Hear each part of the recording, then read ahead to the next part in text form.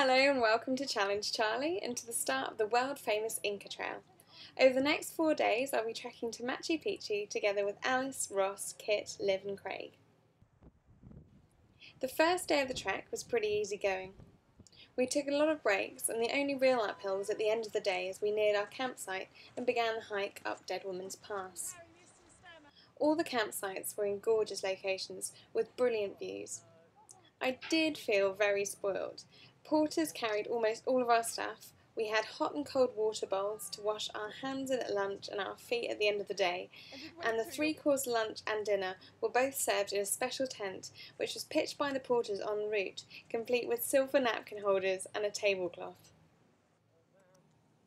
Day 2 was the toughest, the infamous Dead Woman's Pass.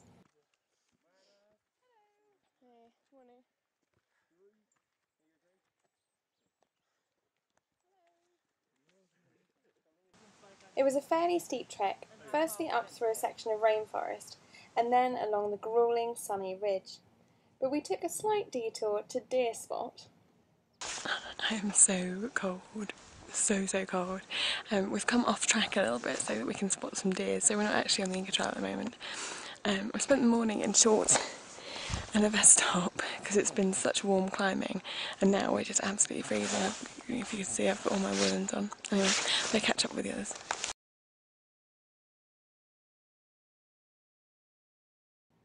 It took our team less than 3 hours to get to the top of Dead Woman's Pass, and so we arrived at our campsite just after midday and with the whole afternoon to appreciate the views.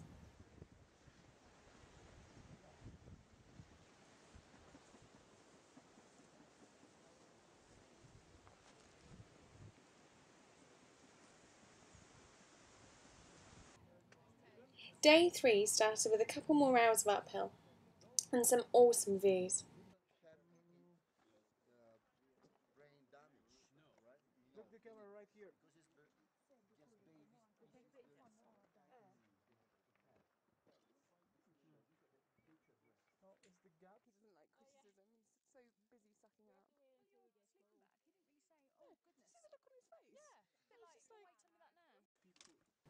After completing 2 more passes, we began our descent, the part of the Inca Trail which our guide Fernando called the most beautiful.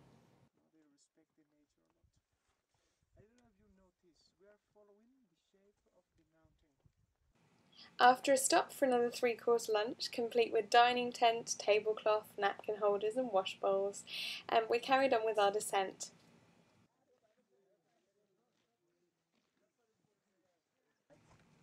The path led us down to what's known as the Gringo Killer, an infamously steep series of stone steps which have seen more than their fair share of broken bones over the years.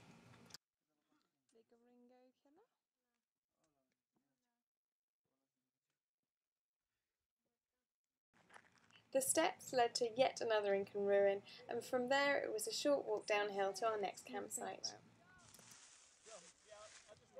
Day 4 began bright and early, too early in fact for me to turn on my camera, and so I'm afraid we've just got some photos of the sun gate. We had to get up at 3:30 to ensure that we were the first group through the park gates when they opened at 5 AM, and therefore the first to arrive at the sun gates an hour and a half later. The sun gate was actually a bit of an anticlimax, as was sunrise over Machu Picchu, which we waited for over an hour to see. As I'm sure you already know, Machu Picchu is amazing. It is beautiful and so spectacular compared to the other ruins you'll see along the trail, but I would definitely recommend doing the trail to get there. It really did make things extra special. The place itself is very touristy. It's one of those places where it's hard not to have another tourist in your photos, which is a little bit of a shame, and you do feel a bit skanky being there in clothes that you've trekked in for 4 days when everyone else has just come up on the bus and the train. If you do want to do the Inca Trail, one thing I really recommend is booking as early as possible. The permits sell out up to months in advance.